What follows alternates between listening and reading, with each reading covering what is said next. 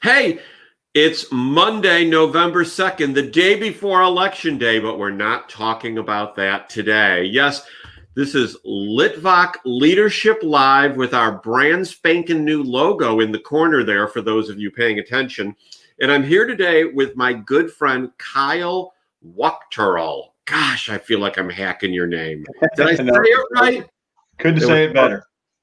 Oh, Lord. Okay, good. So Kyle, how are you today? I'm good. How are you, Sean? I get super wound the minute the camera starts. So I need to take a breath. Right. Anyways, so Kyle and I have known each other. If I had to guess, I'd say it's 6 years, 5 years, something like that. Kyle, do you remember when we first met? It might have been actually the first time that I was a guest speaker at the IFMA event. Our company's going on January of next year. It'll be 10 years. So Okay.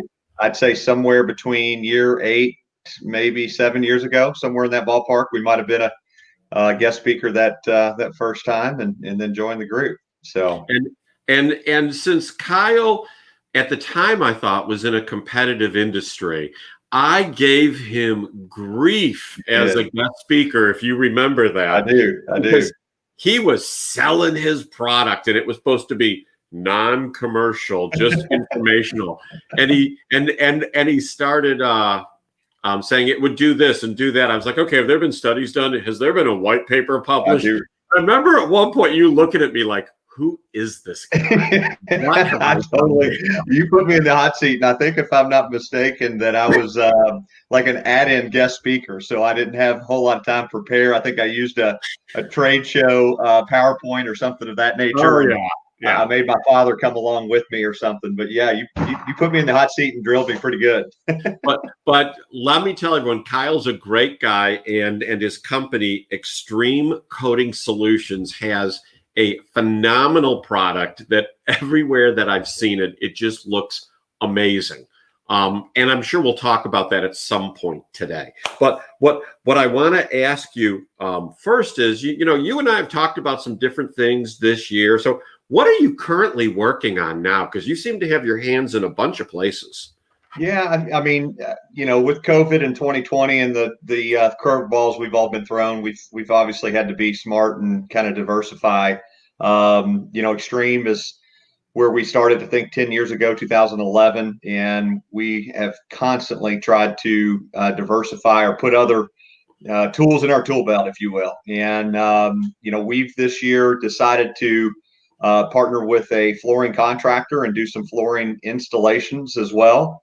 With our business, we've grown and evolved over the years that, we're not just putting floor coatings down, we're coming in and doing some demo work. And if we're already there demoing the floors, why not, lay some carpet tile or things of that nature. So not trying to get too far out of our scope of what we can do to, water down a niche, if you will, but just something that accesses our services, pretty well. So now, and aren't you like looking at some other business models too outside of Extreme Coating? Well, so yeah, I mean, we've got a coating manufacturer that I'm a part of. Over the years, we have represented a number of different coatings in the marketplace, and we've got ourselves certified with that, stamp, if you will, that we can purchase their product and apply it. But we just weren't ever happy with a lot of the direction some of these manufacturers were going. So 3, 4, 5 years ago, I'm guessing it's probably been 5 now, a partner of mine in Houston, Texas, and I decided to kind of lock arms and start a manufacturing division where we've actually started our own water-based, more EPA friendly, more green friendly, if you will. Cool.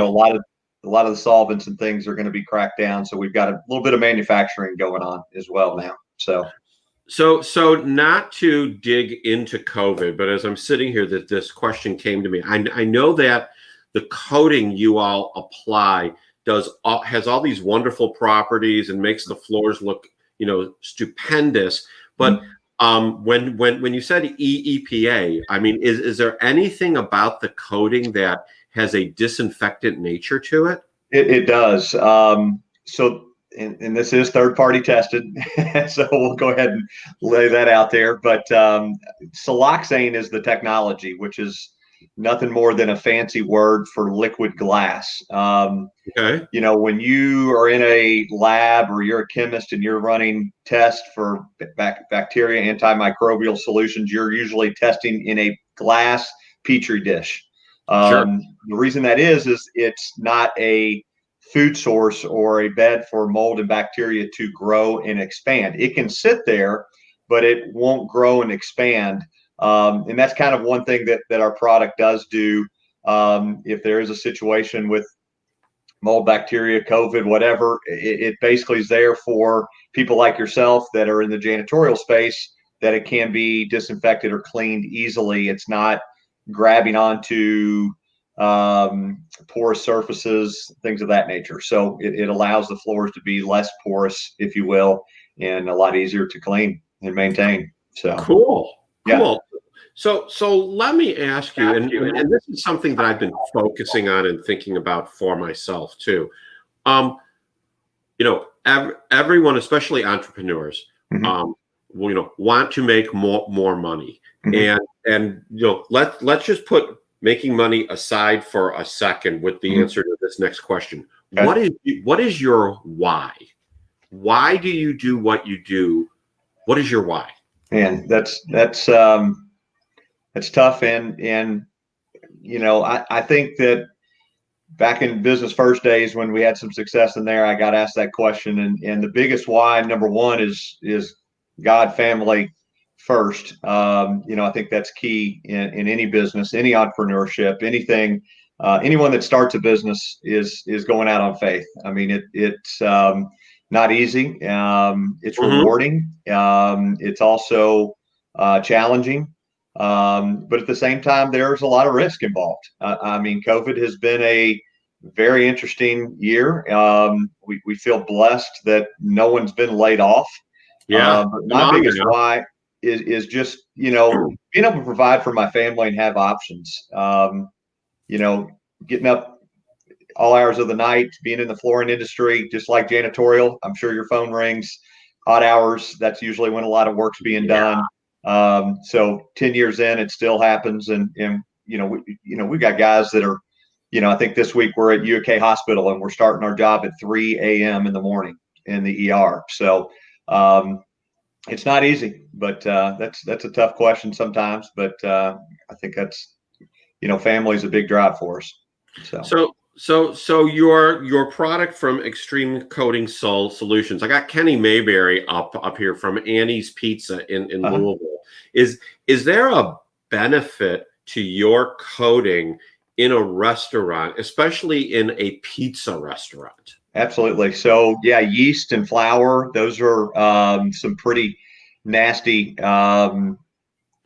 products that are used in a pizza joint regularly, obviously in the kitchen area. So it's really hard to keep clean. But at the same time, in a restaurant, you've got to not only have a clean floor, but then slip resistance plays a factor when it comes to employees and workers' comps and things of that nature that you've got to be careful with. So the coating also provides a slip resistant rating that is far better than anything I've seen in the market. That's something the National Floor Safety Institute has certified that. And, we work with a lot of the manufacturers in the tile industry because Louisville Tile, for example, here locally, they have a problem on a floor that's too slick. They're usually picking up the phone and giving us a call. So that's great. So there are some benefits, and depending on the environment is where I would lean a person to go one direction versus the other. So how do you get inspired? Oh, wow. I think just the challenge. I'm an ex-college athlete and played sports all my life. Second place isn't in my vocabulary, I guess. I kind of strive to be the best, if you will. And a challenge is what I'm after majority of the time. I mean, out of college, I started in the sales world, in the corporate arena.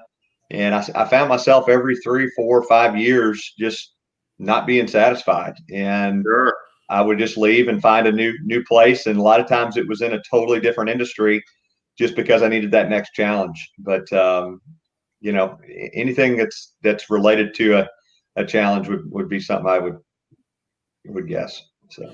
So what sport were you a college athlete I in? played college soccer. So believe it or not, I'm probably one of the taller soccer athletes. I'm just pushing just over 6'3". So I was used in the defensive side quite a bit with my height.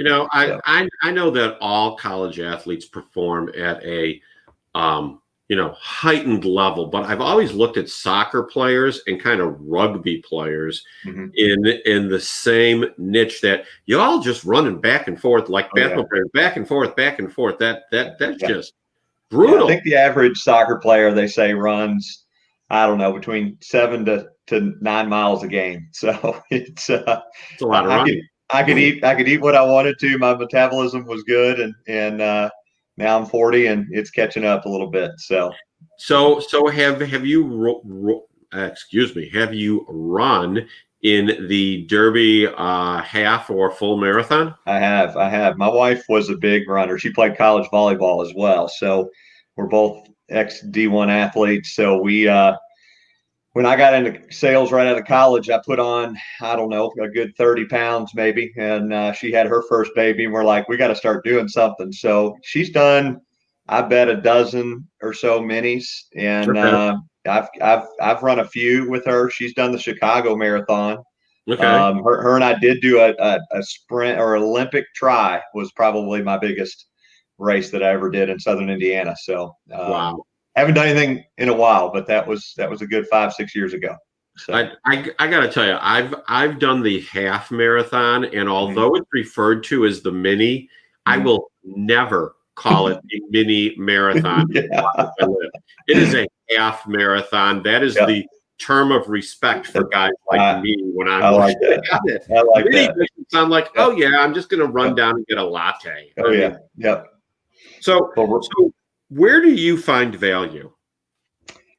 Where do I find value? Well, I think the biggest thing, if I can pave a road that, help my employees and create an atmosphere that they can be in a non-corporate setting, I think that's a huge value that we have at our company. If you were to read our mission statement, I mean, it's a family organization. It started that way, even though we've grown to a decent size.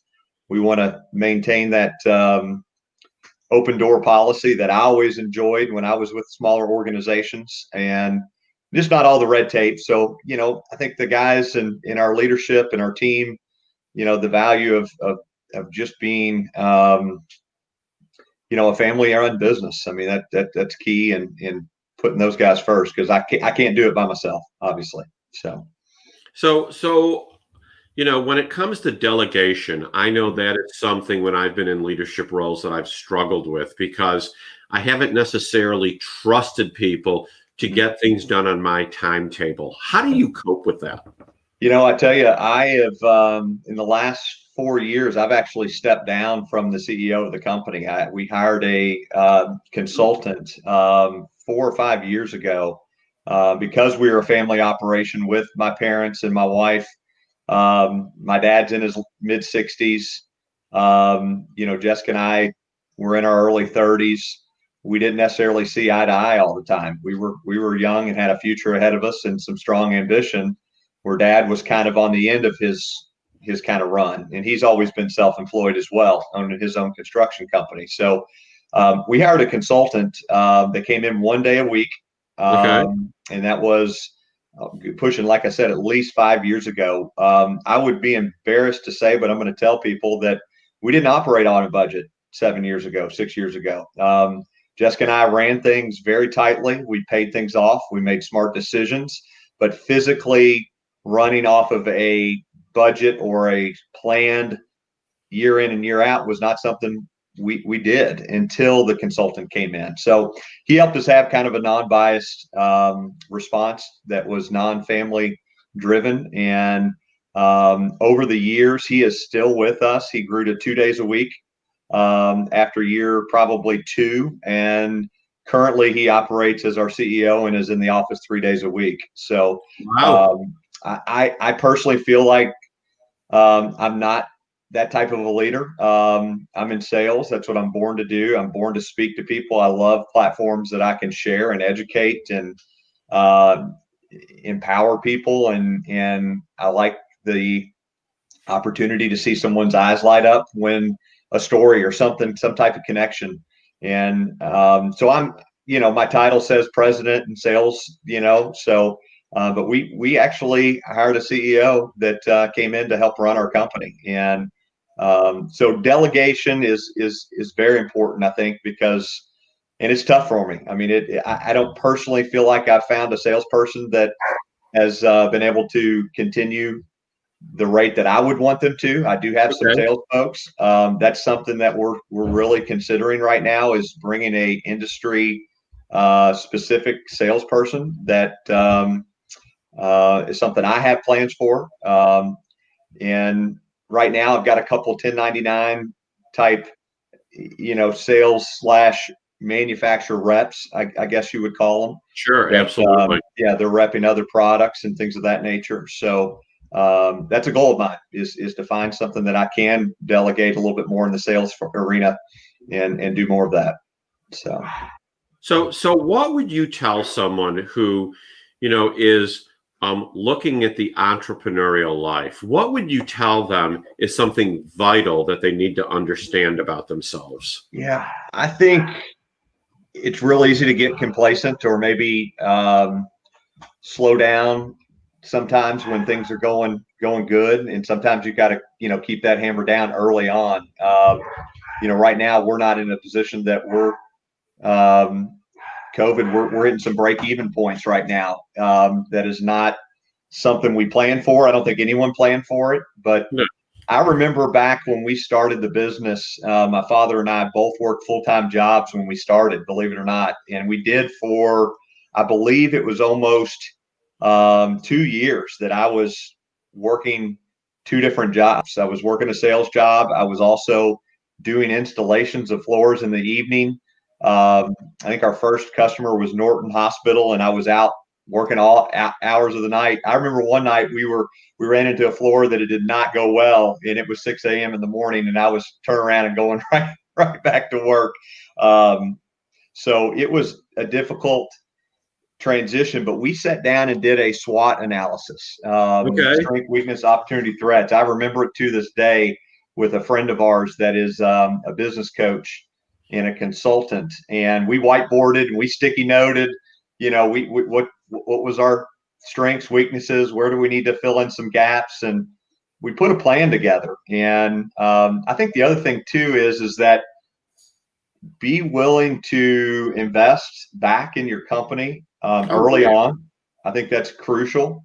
I remember to this day, gosh, I think last year was our first year we made a draw as a company, as ownership, because we just reinvested. I mean, Last year was the first year you what?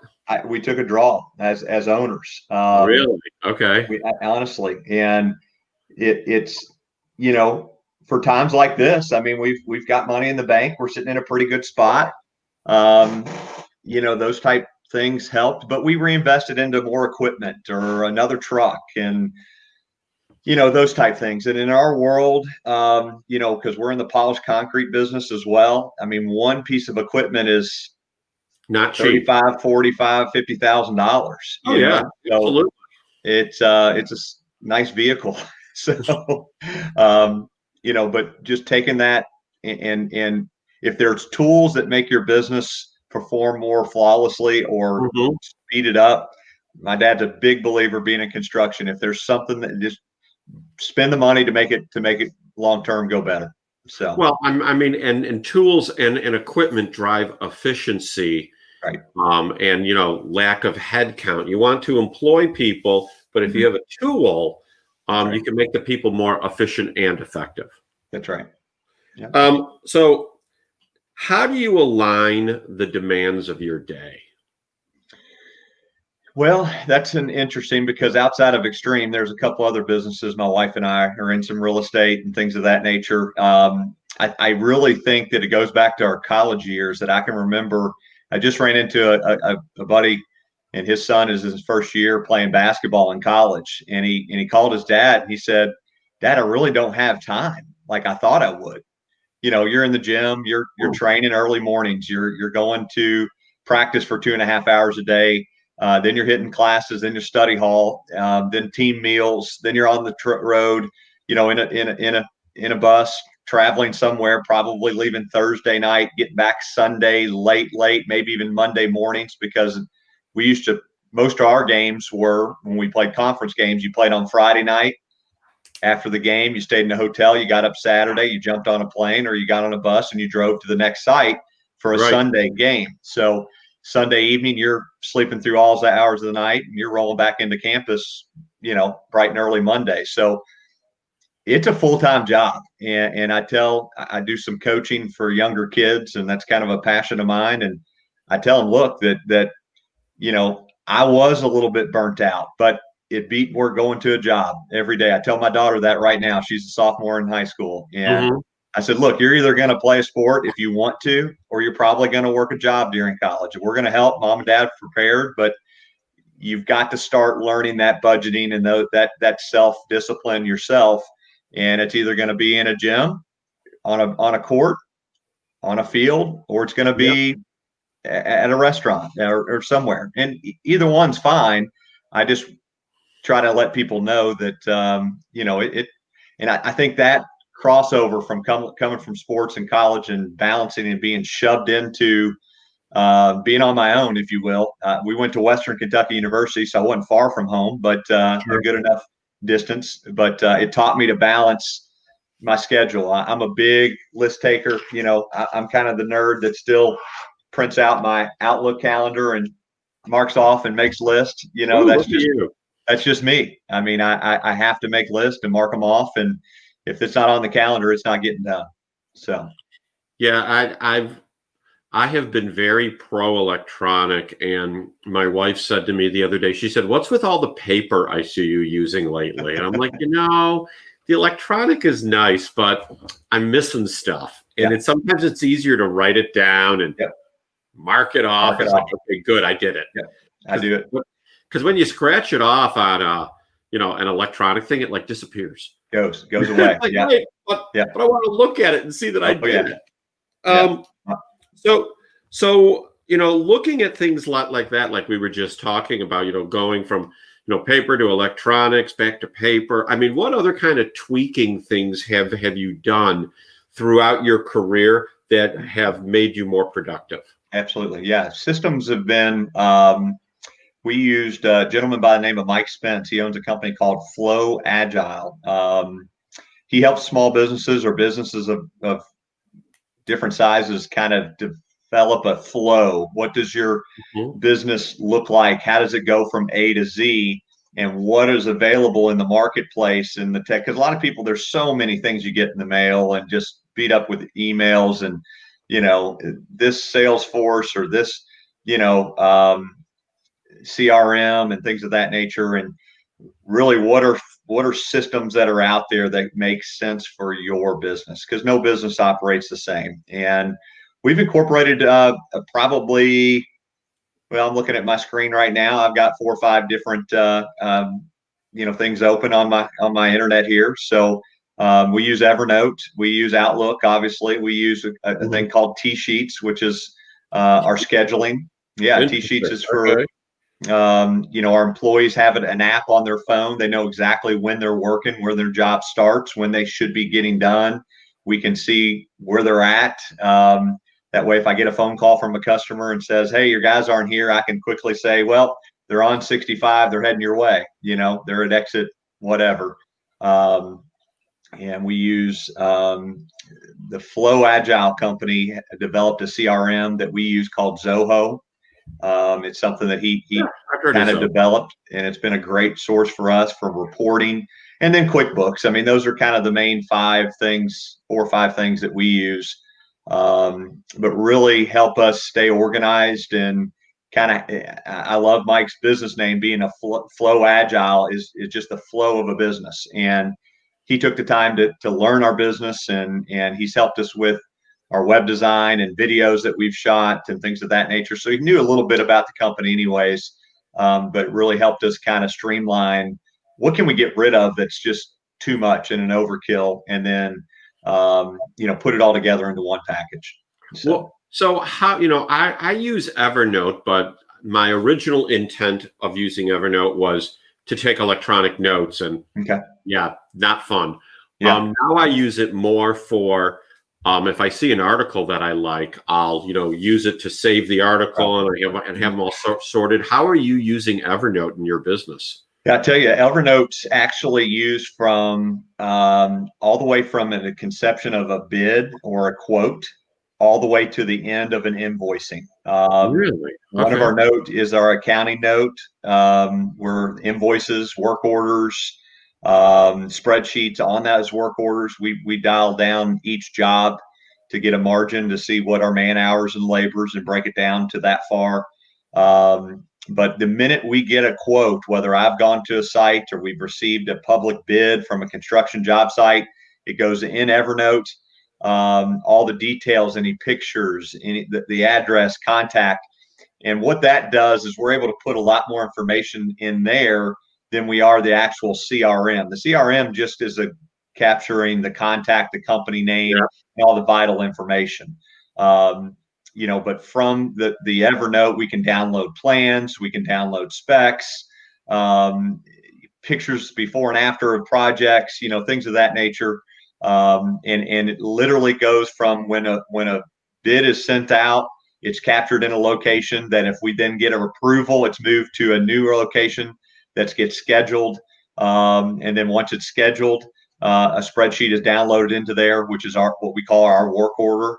And from there, an invoice is generated, and it's just the flow of our entire process, believe it or not. But we have a lot of notes. We have like 8 notes, and then like 10 to 8 per note, subcategory notes, if that makes sense.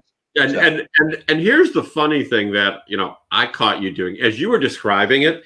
I could see you were excited because you started smiling about it. And, other people may have been like, yeah, it's a platform. It's like, no, but it's cool. Look how we're using it. So I want to ask you this, right? So what have you awakened to in your life through business, through your walk in your career? What have you awakened to about yourself? What have you realized? Well, I think definitely not perfect. I don't think anyone is, but I've actually have got a professional business coach. I don't think enough entrepreneurs seek that out and humble themselves enough to know that they need to grow and change. I regrettably admit I'm not a huge reader. I've just never do more audio and some podcasting and things of that nature. But growing and changing, you're either stagnant or you're moving. And I meet with a business coach once a week. And kind of strategize. I mean, I'm just turned 40, so I'm kind of planning my next 10 years chapter, if you will, and what that looks like. And I can't do that alone. It's having good people in your presence that help you with key decisions. And my wife and I work together, which a lot of people sometimes say you're crazy, and we do have our moments, and we're quick to forgive and forget, move on, and we work well together. I mean, she's the analytical, the financial side, and I'm the go-doer. And she kind of jokingly says, "Is you go make a mess, and then you just throw it to me to clean it up." And that's kind of way our relationships has worked. So, but I think just humbling to move on. I mean, it's you got to have a plan, you got to have a goal, short term, mid range, long term. My goal is to sell this company. There's no hiding that. I mean, I think anyone starts a business to sell one day, and, our goal was in the next probably 8 to 10 years to make that come true. And hopefully we've laid a pretty good foundation for, someone that, can take this and grow it and scale it and maybe join it to an existing line of business that accents theirs. I mean, there's a number of things that are in my mind, but just kind of seeing what makes sense. So awesome. So yeah. shockingly, we've gone 30 minutes already. It goes by so quick. Yeah. What I want to ask you in these final 2 minutes is, what do you want to say? What knowledge do you want people to walk away from this interview with? Two things, I guess. Number one being your first comment about us competing early on. I think that's anyone listening to this that's in facilities or janitorial. I'm not there to compete. I'm there to help out and educate and make the services that janitorials provide more beneficial for the building owner, for the university, for the hospital, for the Class A buildings, you name it. That's something that I want to make sure people understand, that because our business name actually started Extreme Cleaning Solutions, and then that's when everyone thought we were janitorials. And I'm like, right, we've got to do a DBA. Let's change this. We're coatings. And I think that's kind of the first time you and I met, having that discussion to try to work more together, not against each other. And the second thing is from an entrepreneurial spirit, if you have a desire, I worked in corporate America probably for 10 years. I started in the steel industry, went to the IT world, kind of bounced around, and would have never dreamt that I'd be in a floor coating business. I mean, my gosh, people ask me that all the time. Did you think you'd be doing this? And I'm like, absolutely not. There was nothing that was even remotely close. Now, I was in the industry and facilities, so that kind of transitioned and made sense, I guess, from a transition standpoint. And my father's construction background, that kind of made sense. So the stars aligned. But from an entrepreneurial standpoint, is dream big. Never let someone tell you can't do anything. And